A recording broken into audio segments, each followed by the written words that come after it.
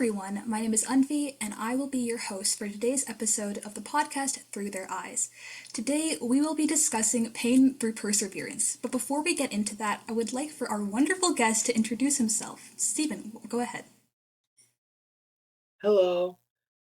My name is Steven Spencer. I am a senior at Panther Creek High School. I come from a city from Virginia named Roanoke. Yeah.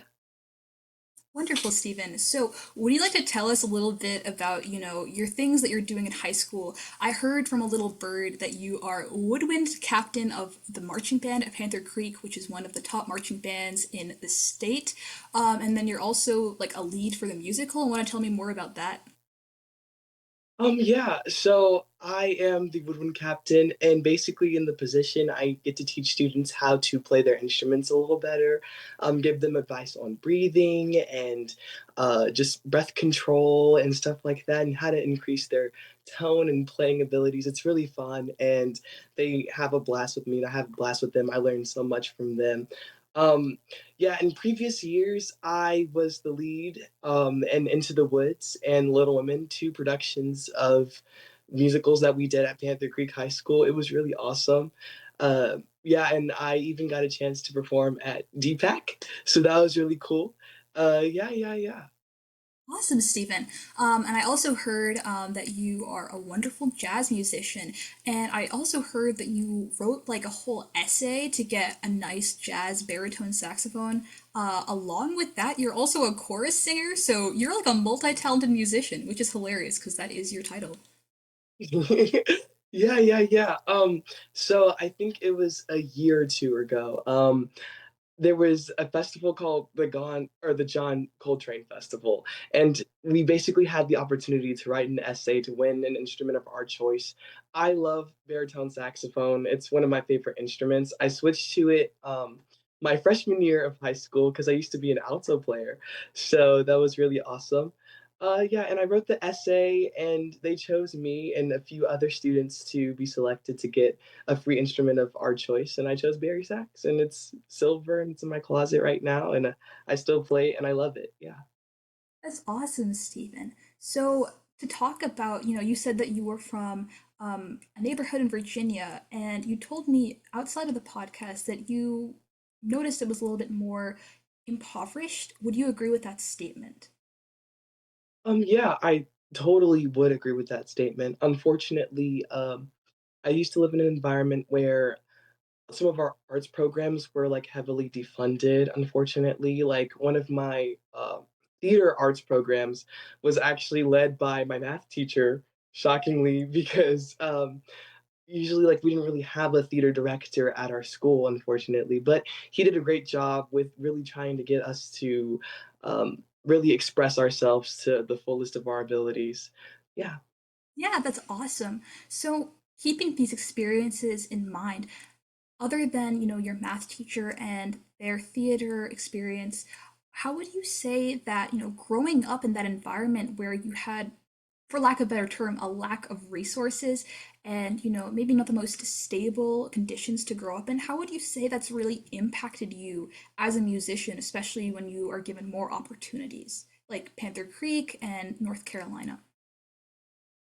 I'd say that the experience kind of kept me humble in a way. It was almost like I wasn't given enough, but I had exactly what I needed. And I learned that, confidence is key through anything that you want to do. It doesn't matter about the funding or whatever. If you have a dream and you really wish to pursue it, then you will go after it and you'll get it.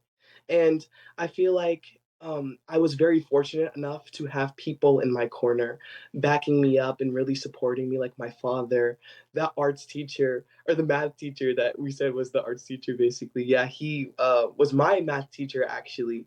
And he really encouraged me to continue singing. And not to mention, I had wonderful friends and family members to just really keep me going and believing in myself. So, yeah, yeah. That's wonderful, Stephen. Thank you so much for sharing. I was actually reading a study in preparation for this episode, and I can't name the study off the top of my head because I had read so many.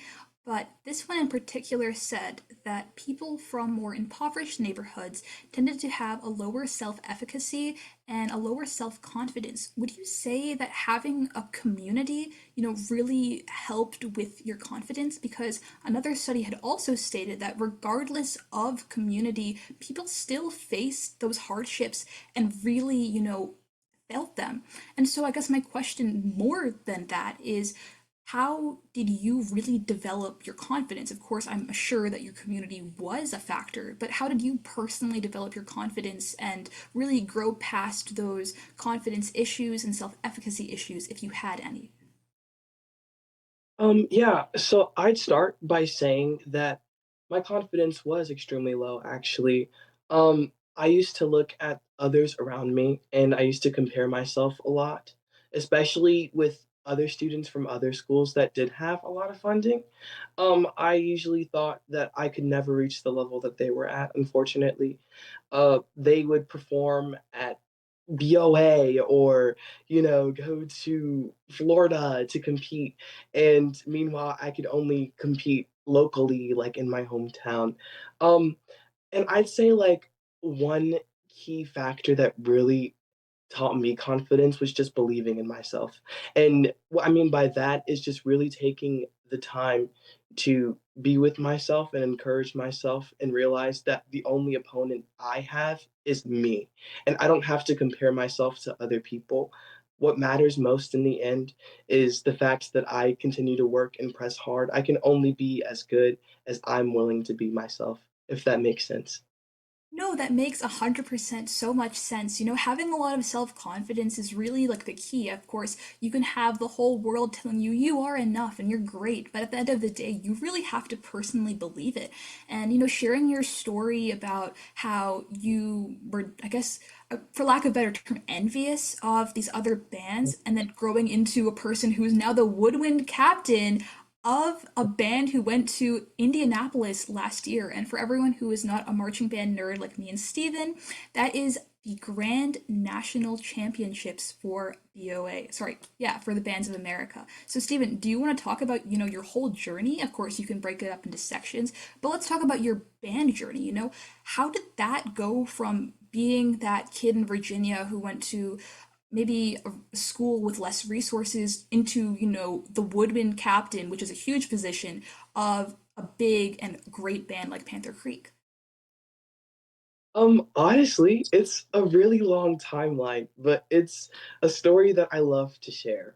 My story starts COVID, actually, 2020. I was in seventh grade, and we were in Virginia, and my father, he told me to keep doing band because they actually switched my sister and I's schedule. I was supposed to have, I think, theater arts or chorus, and she was supposed to have band because she used to be an alto player over COVID. But whenever we moved back to Virginia, they put me in band instead, and they put Asha in Spanish or something like that. And I really wanted to quit at first because I was like, oh, there's no way I can learn an instrument as quickly as possible and catch up to all my classmates that I saw. These were people that could already play their concert B flat scale. I was very intimidated. Um, but my dad told me to just stick with it and that he really wanted to see me shine in this and that I might like it. And from then on, I chose to play saxophone and alto saxophone. So my seventh and eighth grade years, that's what I did, and I performed in concerts. I was a little squeaky, for lack of better terms, but it was really my passion, and I love music so much, and I just found it as a way of like self-expression and really positivity for myself. Fast forward like 2 years later, I moved to North Carolina, Cary, North Carolina. Freshman year, I switched to baritone saxophone with Mr. Weiss, and he just really encouraged me and told me to just put more air through the horn because at first I couldn't play a low T on bari sax. I was really, but I learned how to play over time and I learned from so many different people. There's one person, her name was Sophia Blampane. She really taught me how to play bari sax. She was amazing. She made all districts and all state, and she was one of the best in my personal opinion, Barry sax players, since she was also in jazz too. Um, yeah, she just really taught me how to hone in on my skills. She taught me vibrato. She taught me how to just really take a nice deep breath for the horn and how to practice too, which is something that most musicians really need to learn how to do. And I took all of her advice into initiative. And yeah, I'd say like for most of my journey, I think that just progressing over the years, like really taking time to like really train myself to play my scales and learn how to do different articulations and just really diving into all of music. That's really taught me how to reach this level of high musicianship. So yeah. Yeah, that's awesome. I like how, through the progression of your confidence and through the progression of you really trying to, become a person that can stand on his own 2 feet and really just stand up for himself, you're also, progressing through learning an entirely new instrument, going to an entirely new place. And, like, that change is phenomenal, Stephen. That's really impressive. And as someone who is also taught by Steven, to be taught by him in marching band, I can really attest to his great teaching skills and everything that he's saying. It's so similar to, how I was taught by him. But yeah, so Stephen, I want to talk about, your differences between marching band and also theater, So you said that theater was something that you initially were like, oh yeah, that's great. That's something I want to do. But band was something that you were a little bit more wary of. How would you describe the differences between, progressing in theater and getting the lead in theater compared to, band and really getting wind ensemble, which is the top band for all of you that don't know, and then also, woodwind captain, and also he is a conductor. He's an assistant conductor for our band at Panther Creek. But yeah, so how would you compare those two experiences? I'd say that being in musical theater, I kind of already had some sort of a strength in me, some sort of a confidence in myself. I've been singing since I was 4, and since I kind of progressed in my singing abilities over the years, if you would, I kind of had more confidence with singing and stuff. And so whenever I tried out for musicals and kind of auditioned, I was nervous, but I kind of believed in myself a little bit more because it was something that I was more comfortable with.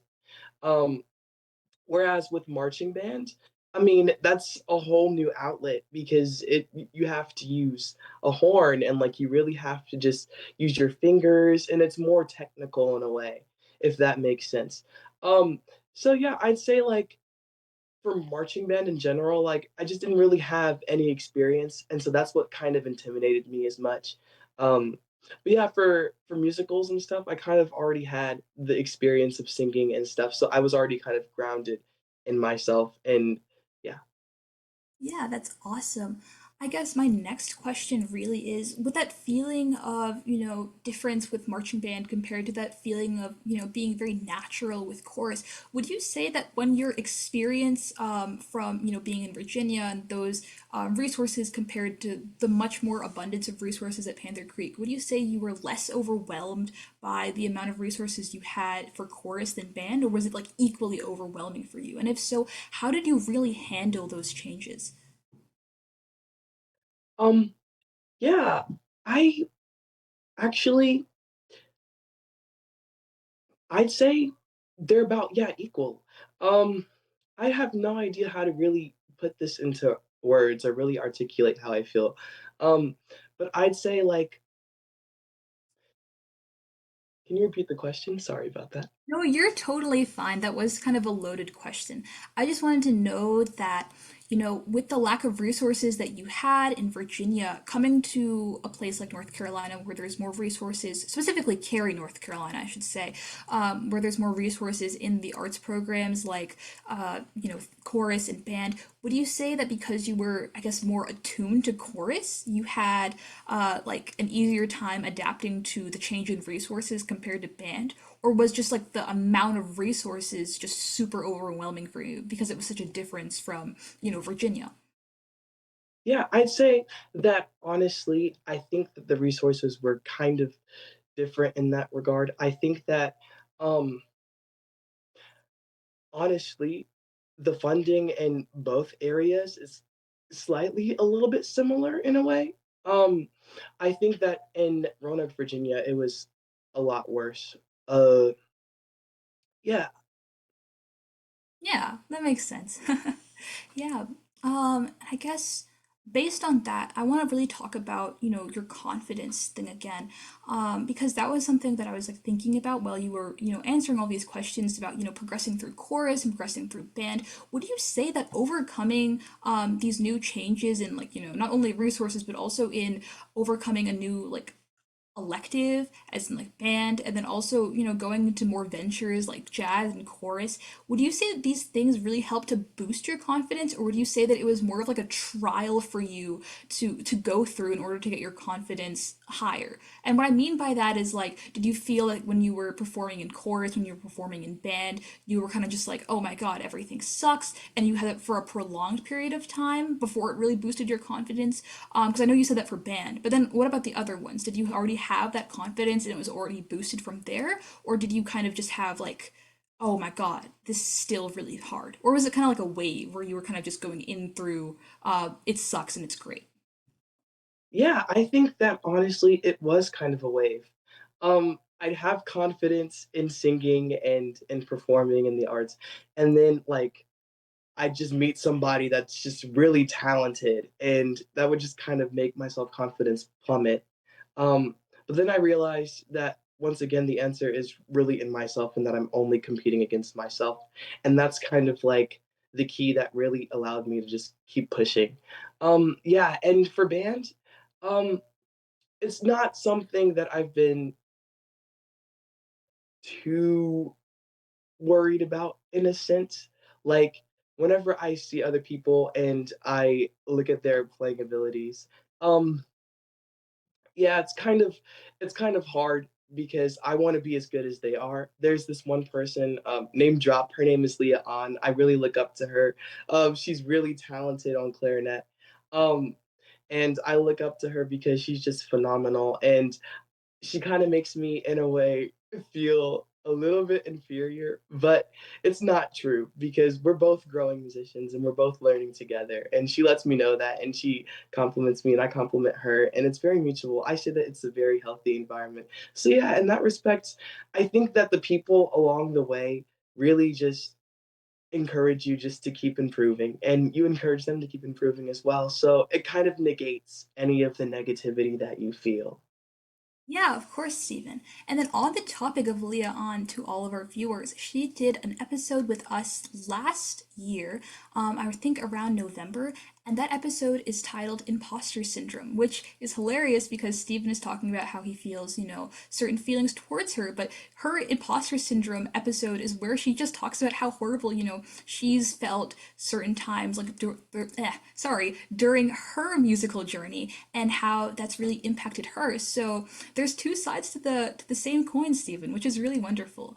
But I also wanted to ask you, do you think that the arts are more of a welcoming community, for you to really build your confidence? And if so, would you say that maybe certain fields of art are a little more welcoming than others? I'd say that most of the arts programs I've been in, if not all of them, have had the same amount of welcoming and love and appreciation for everybody. Um, I'm gonna steal something from my band director, Mr. Weiss. He usually says that sports and athletics and anything competitive is really just drilling negativity and, just feelings of anger and just hatred for the other team and not really being supportive in that regard.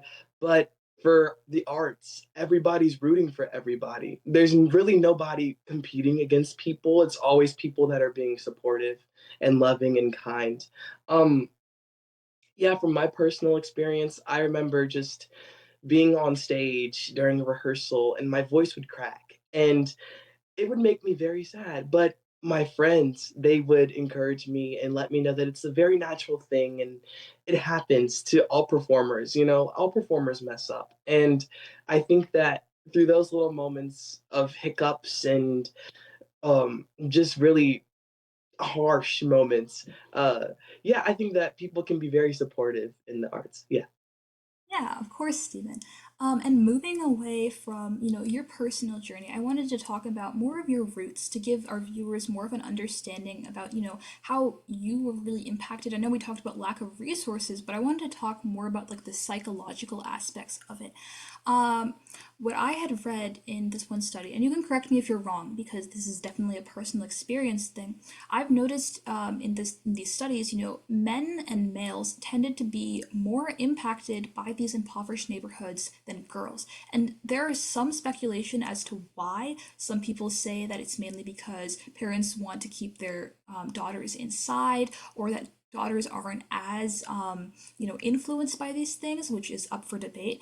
But I wanted to talk about how your confidence and how your love for the arts, was that like common for the neighborhood you grew up in, or were you kind of seen as an outlier? And if so, how did that really impact your desires to have friendships, and did it impact it at all, is my main question.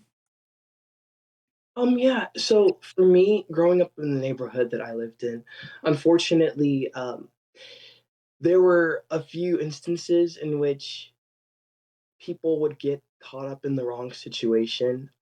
There was a lot of gun violence and crime and drugs and all of the above. Yeah, it's really unfortunate for most people. And so, in that respect, I think that a lot of young men, especially my age, would rather choose to be, unfortunately, um, gangsters or thugs or or they would rather be athletes. That was usually a common dream where I lived, to really make it out of those neighborhoods and really provide for their family, with more financial income. And yeah. um, yeah, so in that respect, I think that my dream compared to theirs, it was kind of different, and it did make me feel, like, ostracized in a way and cut off. There's not many young men like myself that really, like, at least in those neighborhoods, at least, yeah, in those neighborhoods that really like the arts and, like, really feel passionate about them. Some mention, being rappers and singers, and so in that respect, I guess, yes, but also, I'm more into band and theater and, yeah, just all of the above. So, it can be a little hard to try to relate to other people in that respect in my neighborhoods, so yeah.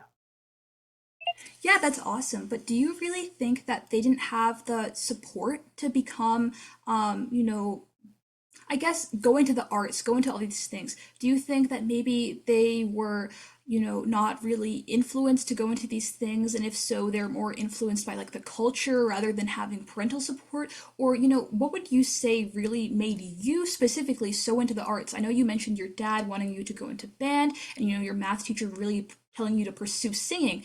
But, like, what else do you think like really separated these other kids from going to the arts compared to you? Yes, Olivia, I think you hit it right on the head. I think that having a little bit of parental support and having people in your corner really encouraging you and inspiring you to keep pursuing your goals really helps. Um, Not very many people in my neighborhood had stable foundations, if you will, with their parents. Most of them either passed away, so they had single parents, like single dads, single moms. Um, Very tragic. So yeah, I think that that really has an impact on, dreams and pursuing goals. Yeah. I also wanted to share this one book that I was actually telling Stephen about a little while ago. And it is written by Joshua Bennett, and it is called Ode. So if any of you guys want to check it out, it is a poetry book. And it is a very similar thing to what Stephen is discussing. From what I've read of it, I've only read a little bit of it because it's just kind of like difficult for me to read, only because I'm not part of the culture like Stephen or some other folks are. But in it, he's basically talking about his experiences in impoverished neighborhoods. And this man goes on to be, he's educated at a great university. I can't remember which one. I think it might be Princeton. And he goes on to be a great writer, winning all of these accolades, which really just like reminded me of Stephen and his story. I mean, he comes from a similarly impoverished neighborhood, but he's so inspired to go into all of these great things. And I think with Joshua Bennett, he has his father on the front cover, and he tells his father, he says, my father is one of the main reasons why I'm here and why I've achieved all these things, if I'm reading it right. And it really did remind me of the whole theme of support and theme of just having a community. So that's a wonderful thing to really discuss, Stephen. And I just wanted to further ask you, what do you think, what would you say to kids who are from these impoverished neighborhoods, or who were in your shoes, and what would you tell them about seeking the arts and seeking these opportunities that may not get them enough money, or may not be like the culture? What would you tell these kids who want to pursue band and theater and chorus and jazz, that really want to pursue their talents in ways that are seemed as like they're maybe ostracized, or they're just like, oh, that's useless? I'd just say, if you have a goal, if you have a dream, it starts internally. It starts with believing in yourself and believing that you can truly do it. And that's been the whole motto of this whole episode, but it's really vital. Um, if you think that you will be successful, then you will be successful. It all starts with your mindset. And I truly do feel that whatever passion you have can be achieved if you believe it and if you put in the work to do so. That's a beautiful message, Stephen. I guess my final question is there anything else you'd want to share about your story and really getting to the place you are?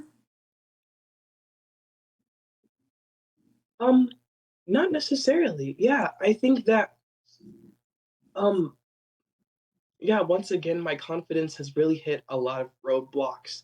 Um, but really just persevering through all of the issues, um, like not making or not being able to do honors course, or not getting the lead my freshman year, or really not being able to perform at DPAC the first time and stuff like that. Like all of those experiences and trials and tribulations really just come together and inspire me just to keep pushing forward.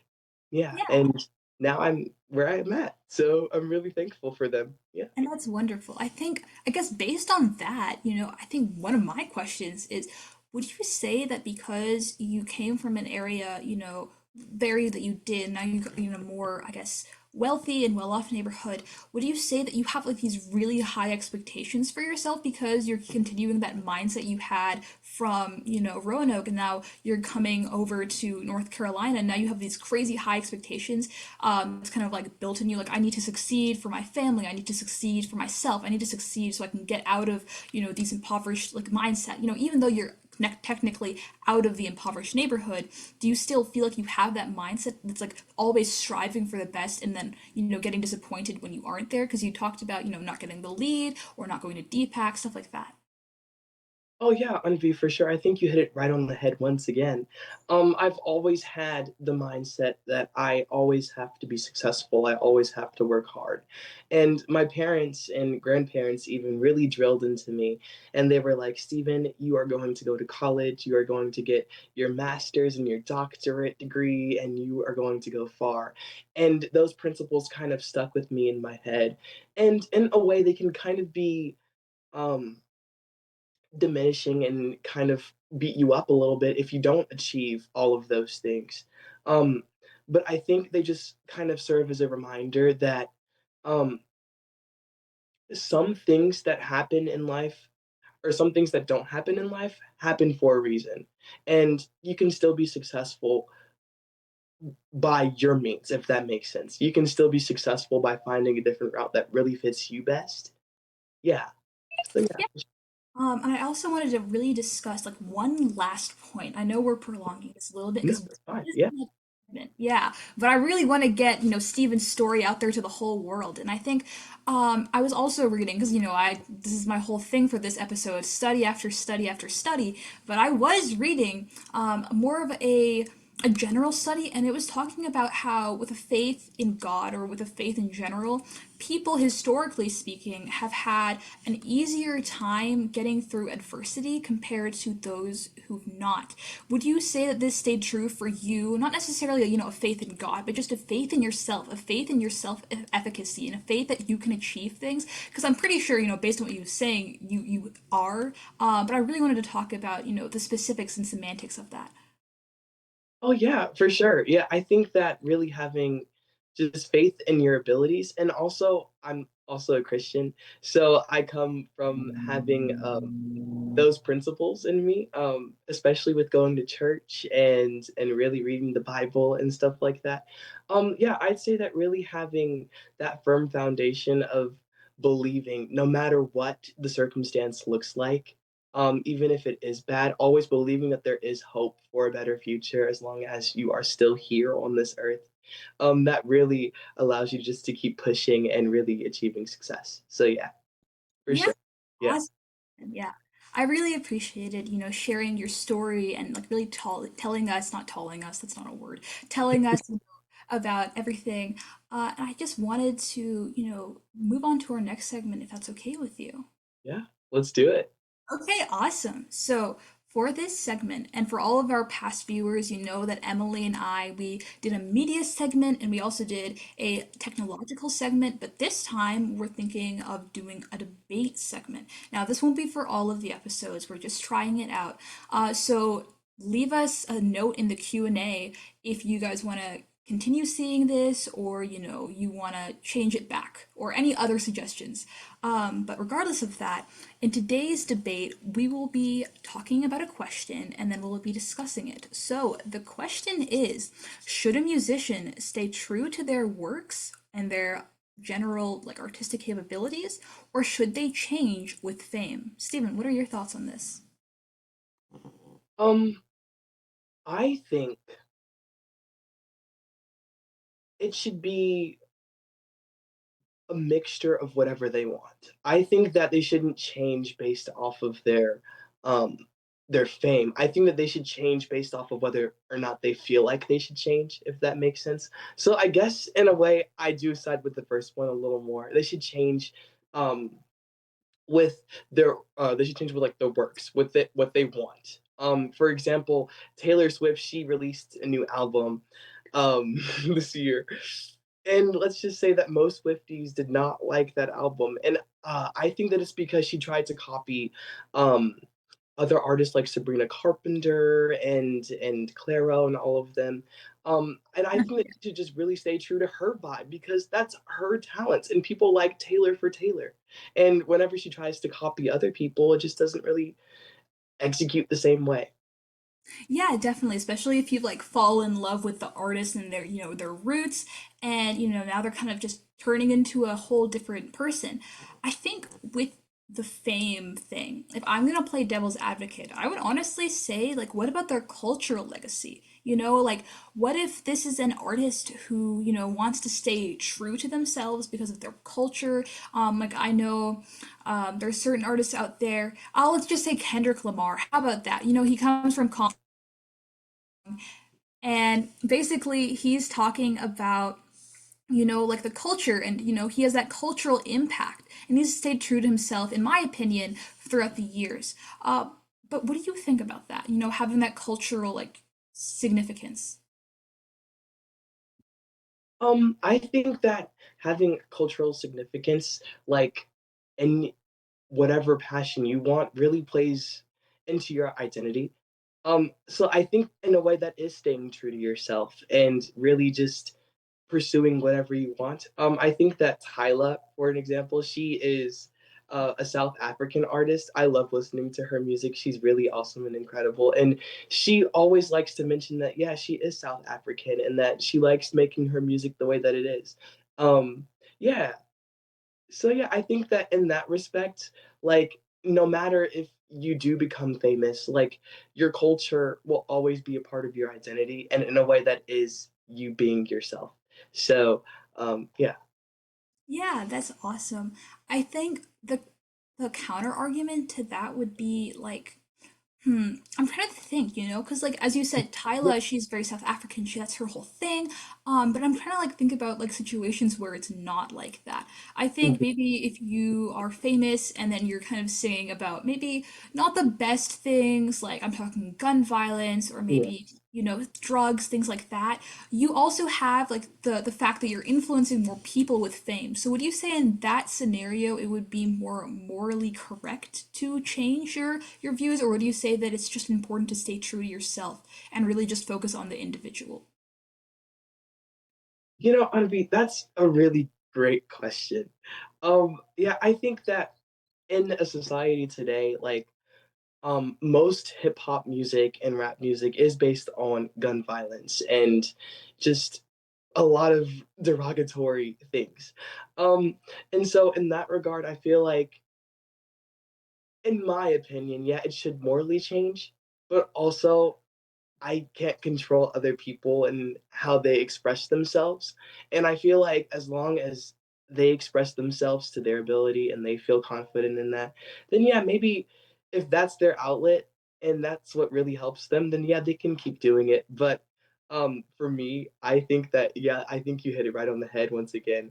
I we might have to change that. Just because of younger audiences who might look up to those people and those influencers. I think that everybody should have, a positive light in their life. And some of the values in those songs aren't the best. So, yeah. I think going based on that, we could also talk about like the cultural legacy because Mhm. I think in, black communities, correct me if I'm wrong because I'm not black and you definitely are. But in that regard, it's like I've noticed that maybe in certain music in certain songs, that's kind of like the culture, like the culture is based off of this music, or is it the music that's based off the culture, because I'm seeing there's like, as you said, there's gun violence and then there's drugs and whatnot going on in your personal neighborhood that you were from and everything like that. Would you say that that culture really led to this cultural legacy of music that talks about gun violence, that talks about rap? That's the cultural legacy, and if so, would you say that maintaining that cultural legacy is important for the newer generations, or should the newer generations, as you said, it's their choice, but would you think it would be wiser for the newer generations to understand, hey, that's our cultural legacy, and maybe we want to shift it to have a more positive impact on more impoverished neighborhoods? And adding on to that question, would you say that, impoverished neighborhoods are impacted by this music, which is why they perpetuate that same cycle of gun violence and wanting to become rappers and everything of the sort? Well, I could really talk about this from a whole standpoint. But to summarize all of my ideas that I really want to summarize really quickly, I learned from my parents that unfortunately there were some instances, you can maybe read about this on your own time, and I think I'll also dive into it more as well. Um, in some instances, the government themselves actually put some of these themes into these impoverished neighborhoods. And for example, most African American young men, they don't actually attain guns from drug dealers or whoever. They actually attain guns from the government themselves and from people that actually place these weapons into the environments. It's a whole political thing. What I'm trying to say basically is that this government unfortunately kind of introduced these themes of drugs and producing wealth and weapons into these neighborhoods. So it didn't really become a part of Black culture until after the fact that it was introduced. And that's whenever it really started to expand and grow. Um, and we can see that in Tupac's music and in Biggie's music, two very big influential Black rappers. Um, yeah. So yeah, in that regard, yeah, I do think that um, it's not really Black culture in and of itself. It's a culture that was cultivated by a corrupt government, which happens. And I think that as we progress into this future, most young men and most young women and everybody, if you will, can really change this culture that has been cultivated over many years. So yeah. Yeah, definitely. And you were talking about Tupac and Biggie, and they're definitely like big rappers. But what about more recent rappers? Like, I guess right now, I think one of my favorite rappers is Kendrick, so I can only really talk on his perspective. But with Kendrick Lamar, he's very much, talking about his experiences in Compton and really talking about, the government and really like discussing all of these things that you're bringing up. And would you say that he's crucial to the younger generation to really understanding like, the trueness of Black culture? Thank you for educating me on that, by the way. That is a new perspective that I've learned today. But would you say that Kendrick Lamar, he's like telling everyone, like, yeah, this is, the government has impacted us, generational, traumas have impacted us, and then the generational disadvantages have also impacted us. Would you say artists like him are what we kind of need to progress? Or would you say that, there are other artists doing a better job? What's your opinion on that? Oh no, I think I totally agree with you, Unvi. I think that Kendrick Lamar is really an influential person in hip hop and rap culture, and I think that he can be the starting point. He keeps it real. He keeps it logical, if you would. He really exposes the system. I think that another artist that also does the same is J. Cole. He really expresses himself in his music, and he keeps it real, and he talks from his true experiences of, like you were saying, growing up in impoverished neighborhoods. And yeah, Yeah, yeah. that's awesome.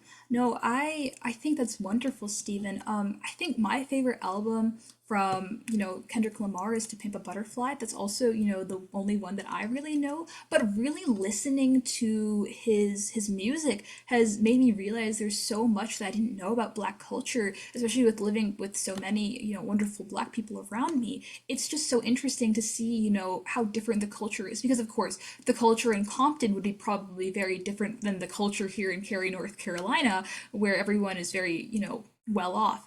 And I guess for that regard, I think he's wonderful because not only is he, helping, I guess, Black communities really, find a voice in their own trauma. I feel like he's also really helping us who aren't Black learn more about like the culture and become more aware. Would you say that's something that you would agree with? Oh yeah, for sure, Anuvi. I totally agree with that. And honestly, I think you hit on every single point. I have nothing to add. Oh, that's wonderful. Yeah.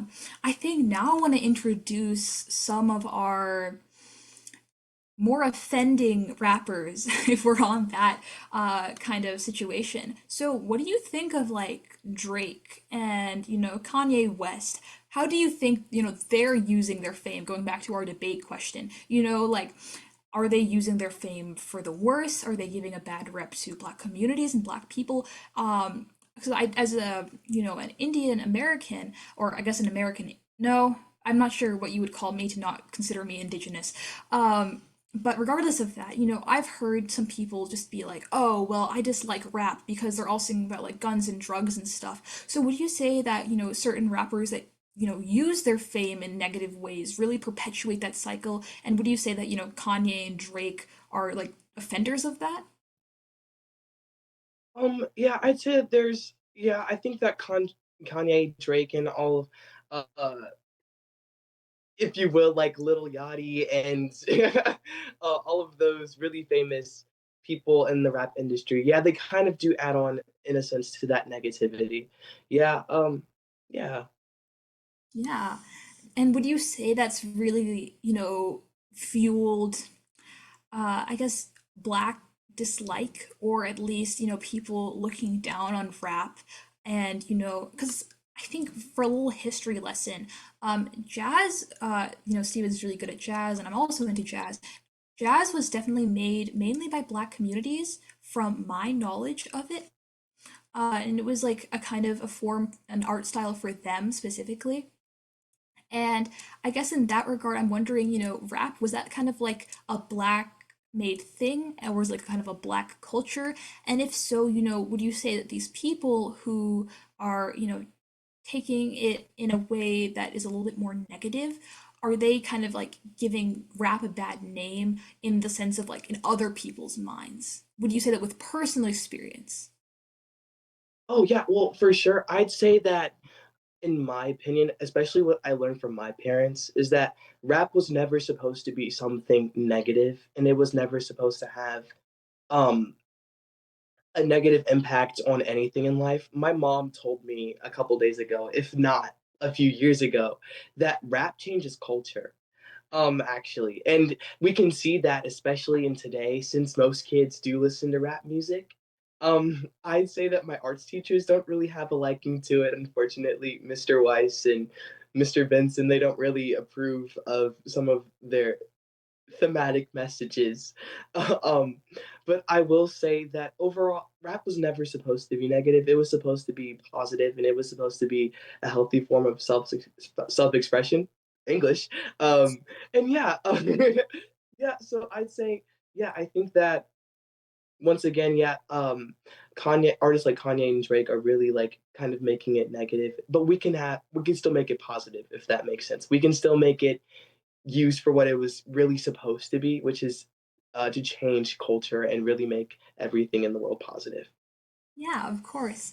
I wanted to tell our viewers I'm not too sure about the jazz origins, but from what I learned as, a North Carolinian in our arts classrooms, we learned that it was mainly just a black form, jazz specifically. So that's just a disclaimer. That's what I've learned. I'm not sure of the truth behind it, so take everything on that regard with a grain of salt. But to move on with that, I forgot my question. But my question was basically around, oh yes, I watched this documentary. It was more like a video essay, so we're gonna call it a YouTube documentary, and it was basically talking about how certain parts of like black culture get appropriated. And I know a lot of people are like, "Oh my God, appropriation! Ugh, I can't stand it," you know. But when I mean that, I mean it's like I've noticed that the rap tends to be very demonized but also very like sexualized, like overly sexualized at the same time. And there's like one thing, and it's like twerking. But twerking wasn't necessarily called twerking. I'm pretty sure it came from the Ivory Coast, and it was like just like hip movements and stuff like that. And it was just like to enjoy and have fun, And it's what enslaved people, from the west coast of Africa, where the majority of the slave trade happened. That's what they brought to the United States, and that's the culture that they built. But eventually, due to other people, I think like Lady Gaga, and some others, it got very sexualized. And what do you say that usually happens with like black culture, which is why a lot of people, tend to change after their fame. Like they tend to move away from certain things to appease the general public. That's a great question, Anvi, and honestly, I never really thought about it that way. Um, yeah, I do believe that in some instances, hmm, I do believe that in some instances, yeah, I think that people can play a really almost negative role in a sense of like combining black culture with stuff and really over sexualizing things. Yeah, it's kind of out of my knowledge to really describe and like really put my input in. But yeah, I think you hit it right on the head. I think, in my opinion, that culture is supposed to be shared and expressed and the right way, of course. Um, yeah, so I'd say that in a sense, like people that really pervert that, it's kind of unfortunate and really sad. Yeah. Yeah, definitely. But honestly, I think to kind of get my perspective, like, and my perspective, I agree with everything you're saying, especially with like keeping culture, but making sure it's not too harmful.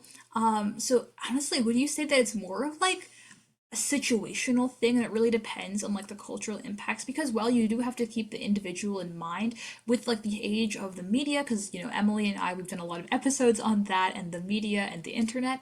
Would you say that with the internet being so expansive, now people have to have a more keen eye on what exactly they're sharing, and how exactly it's really impacting a whole culture, as your mother said? Oh yeah, for sure. I think that a lot of what goes on the media can be misinterpreted and also like kind of corrupted, if you will.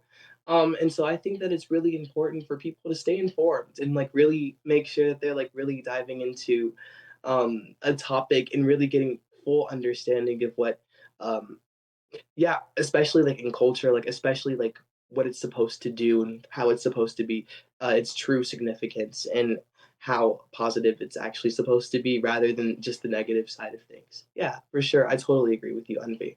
100%. And I think Emily was talking about this. I keep bringing up Emily because I love her and she's our psychologist in the making.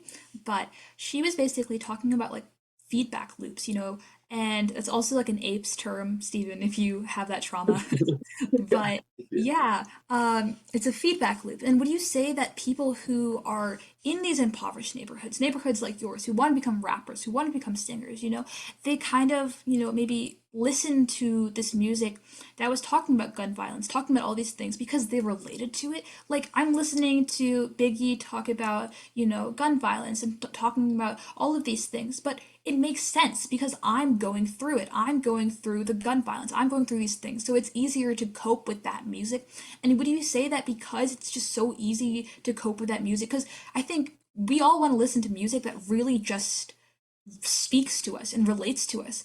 And do you think that maybe by listening to music that while it does relate to your situation, it's also perpetuating, a certain ideal that maybe shouldn't be perpetuated? Would you say that's one way that impoverished neighborhoods are more impacted by this more, I guess, I'm not going to call it bad rap because I don't want to, and I don't think that's a right term, but rap that is more less positive. How about that? We say that.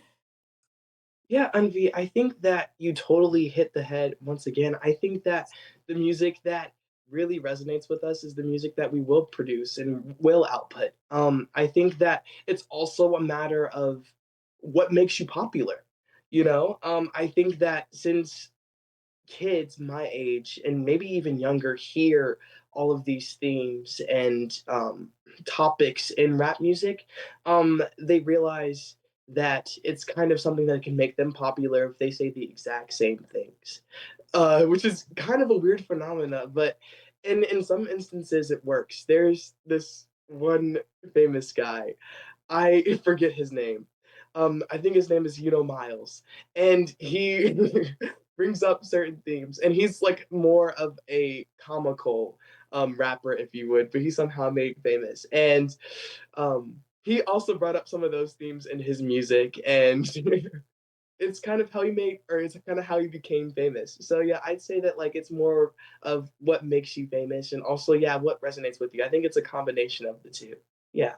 Yeah. And speaking of like the fame thing, going back to Drake, I know there were some allegations that he was kind of trying to portray this whole notion that he was from, an impoverished neighborhood and he grew up on the streets and whatever the heck he said, and I'm wondering, is that maybe an example of him trying to gain popularity by appealing to black people who are in these more impoverished neighborhoods? Is he trying to really be cool and be interesting by like pretending that he is a part of this community that started as kind of like a community where people would cope with their traumatic experiences? Is he kind of like taking advantage of it? And I'm not just saying him in general, but I'm saying or him in specific, I'm talking about people in general. Do you say that certain rappers and certain artists are kind of taking advantage of music that is really used to cope with issues and generational trauma and taking advantage of it for fame and popularity? Oh, for sure. I think that yeah, people do try to pretend like they kind of relate to these themes in music, and then they produce the same themes that they would. And I also feel like the themes in rap music have kind of become so popular that everybody tries to, in a way, copy it. There's a few kids at my school, and no offense to them, they can be whoever they want to be, but sometimes they wear shiesties and they sag and they do whatever they do because they want to fit in into the culture and they want to be um, gangster, if you will. um, so yeah, I will say that like yeah, there are a few people that really do try to um relate, if you will, to the environment. Yeah, to impoverished neighborhoods and stuff like that. Yeah. Yeah. So how do you feel about that? Like having, gone through those experiences and now you're in a better place. Do you feel like kind of like, you're kind of I guess for lack of better term cosplaying my traumas and my pain, or do you kind of just look at them and be like, okay, you know what? The struggle is real, man. I understand what you're trying to do. Or is it kind of a mix of both? Because all of that is valid. And if it's none of them, that's also valid. I think it's a mixture of both envy and it's also kind of disappointment because, in a sense, I feel like all of our unique experiences make us who we are, and you shouldn't try to pretend like you went through something else that you didn't, if you will. I think that at the end of the day, our identity comes from our experiences, and so people that really do try to copy that, it kind of makes me discouraged because you're not being true to yourself. And you should always be true to yourself in that respect. You shouldn't try to pretend, if you will, that you were in some other instance. I think that you should just be happy with where you are and continue to grow from where you are. Yeah, and as we are wrapping up this episode, I just wanted to ask Stephen a question. And Stephen, that is, as a musician, what music do you want to make? And how are you going to stay true to yourself in this process? The music that I want to make is I love music. I listen to a wide variety of music. And I think that the one that has really moved me the most is jazz fusion and R&B and alternative and really all of the above. I just want to try to explore each genre and see if I can make it my own. And how I'll stay true to myself is really just believing in myself and going to my friends for reassurance and help, and my family, of course, for support and love, and just really working hard at my talents and gifts that I've been given. Yeah, and that's a wonderful message, Stephen. I think that's a wonderful thing to really perpetuate to, the younger generations. And I hope that, with your platform and with the person that I know you will become, you'll be able to really, break that cycle of that perpetuation and really grow into someone who's, bringing love and kindness and all of these wonderful things into the world. But I think your story is so inspiring because, you are a great example of someone who's grown up in such a difficult place and took advantage of every resource, took advantage of literally everything he could. And that is so impressive to me. We've had a lot of impressive guests on this show, and you are definitely one of them, Stephen. So I applaud you for your journey.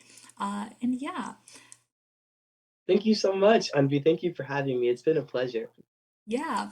And to all of our guests at home, thank you so much for joining today's show of Through Their Eyes, and we hope that you have either a wonderful morning or a wonderful night.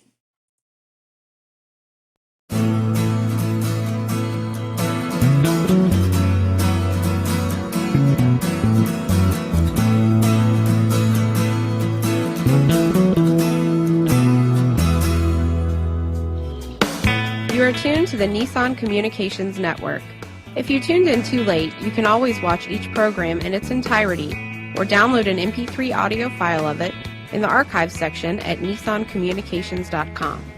Don't forget to subscribe to our YouTube channel, follow us on Twitter, and like us on Facebook. Sponsored by StreamingGear.com and DeltaForce.net.